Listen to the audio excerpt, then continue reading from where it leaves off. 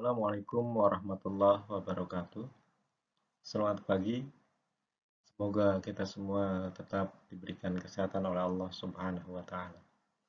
Baiklah, pada pagi hari ini saya akan mencoba untuk menjelaskan tentang materi jurnal penutup.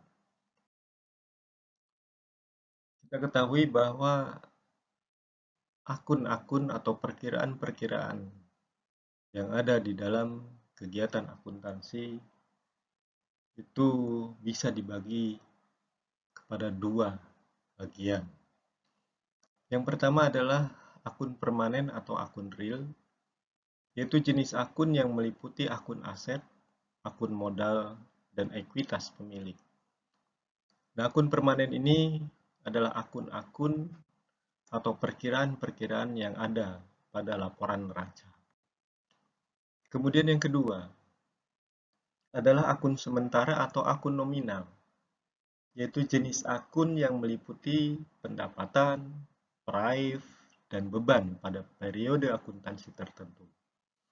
Nah, akun nominal ini adalah akun yang ada pada laporan laba rugi dan laporan perubahan modal. Kemudian, apa sih yang dimaksud dengan jurnal penutup itu? Jurnal penutup adalah ayat jurnal yang dibuat pada akhir periode akuntansi untuk menutup akun sementara yang meliputi akun pendapatan dan akun beban.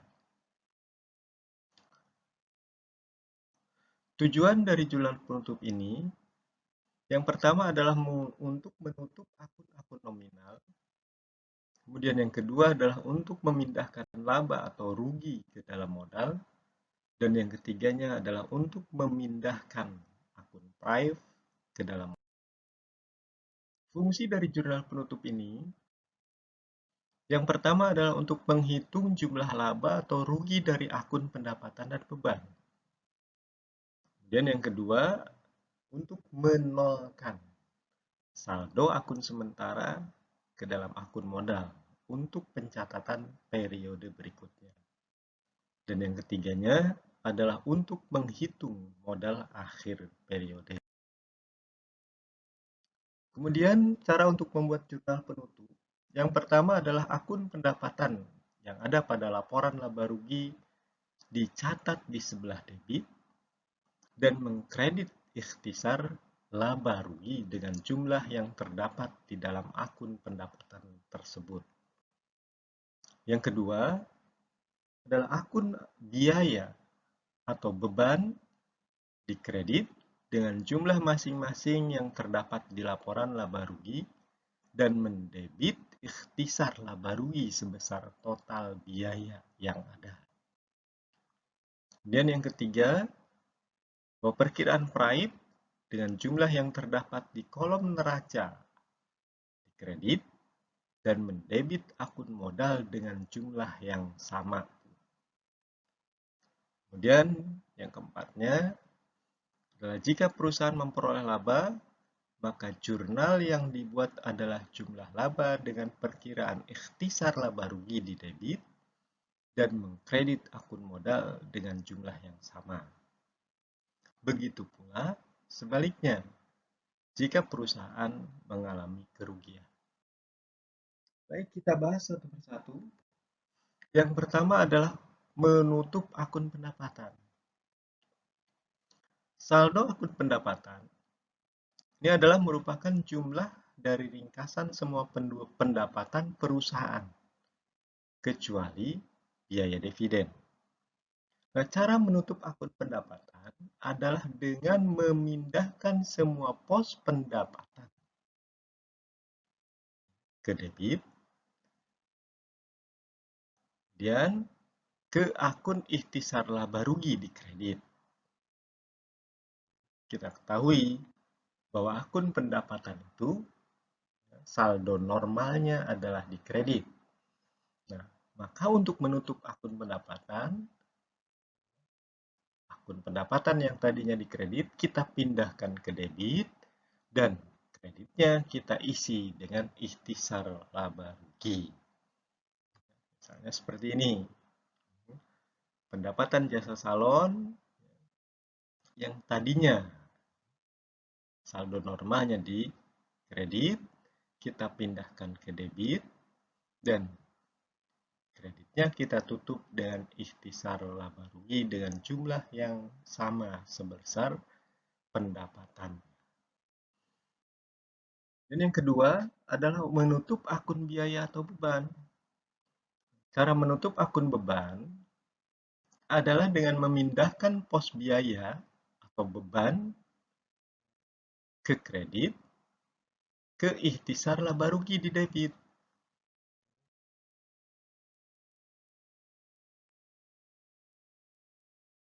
Jika ditutup ke akun ikhtisar laba rugi, maka dicatatnya seperti ini. Kita tahu bahwa beban itu saldo normalnya di debit.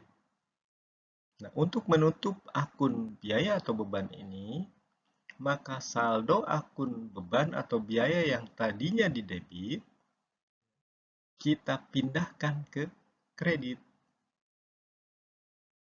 Debitnya kita tutup dengan ikhtisar laba rugi dengan jumlah total dari seluruh beban yang ada. Kemudian yang ketiga adalah menutup ikhtisar laba rugi.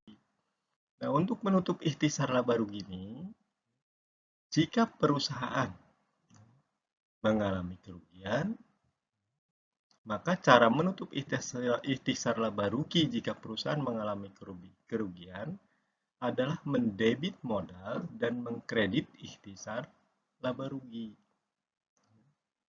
Kemudian, jika saldo ini dicatat dengan jurnal penutupnya, maka laba bersih ditutup dan dipindahkan ke neraca karena pendapatan perusahaan dalam satu periode bukan lagi menjadi pendapatan di periode berikutnya. Kan seperti ini.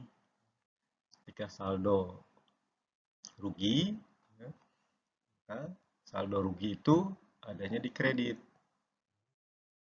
Debitnya kita tutup dengan akun modal. Kemudian, jika saldo laba ini adanya di debit, kreditnya kita tutup dengan modal. Menutupnya ini adalah sebesar jumlah perusahaan apakah itu mengalami kerugian atau mengalami keuntungan. Terakhir adalah menutup akun Prime yang bersaldo di debit. Cara menutup akun Prime adalah dengan mendebit akun modal dan mengkredit akun Prime. Tahu bahwa Prime ini saldo normalnya ada di debit, tetapi ketika kita membuat jurnal penutup, maka Prime ini yang saldo normalnya di debit, kita tutup dengan modal. Prime-nya kita pindahkan ke kredit, maka debitnya kita isi dengan modal. Ya, terima kasih pembelajaran pada pagi hari ini. Kalam, billahi taufiq wal hidayah. Assalamualaikum warahmatullahi wabarakatuh.